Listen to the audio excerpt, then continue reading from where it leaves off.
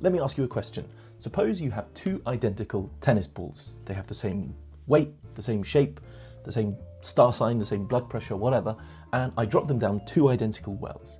But the difference is I'm going to take one of them and just let it go down the middle. So it's just going to fall vertically downwards. And let's say it takes 2 seconds to do this. But the other one, I'm going to give a bit of a horizontal nudge. So rather than falling vertically downwards, it's going to kind of ping pong off the sides of the walls. Now, which one falls quicker? Do they fall at the same speed? Does one fall slower than the other? How do we know? So to make sense of this, we have to know a little bit about vectors and vector components.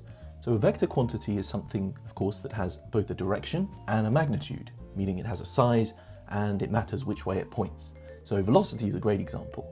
It's not just important to know how fast something is moving, you want to know which direction it's moving in. This velocity vector here that I represent with this purple arrow is 5 meters per second and it's in the direction the arrow points in. Now, I could break this down into two pieces. One piece that is how much it points vertically, how much of the vector, the velocity, is pointing upwards, and how much is pointing horizontally, how much is pointing in this case to the right. In this case, horizontally the vector is pointing 3 meters per second to the right, and vertically it's pointing 4 meters per second up. Now, why did I bother doing this? Well, the reason I did it is actually that the horizontal and vertical components of the vector are totally independent of one another.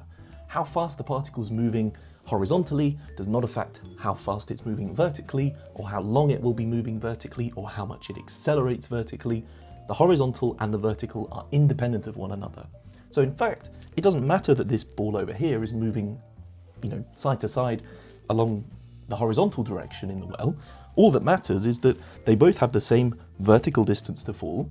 They both accelerate because they're in the Earth's gravity at the same rate, 9.81 meters per second, and so it still takes 2 seconds to land. It doesn't matter that it's pinging off the sides of the walls back and forth, back and forth. What about these three projectiles here?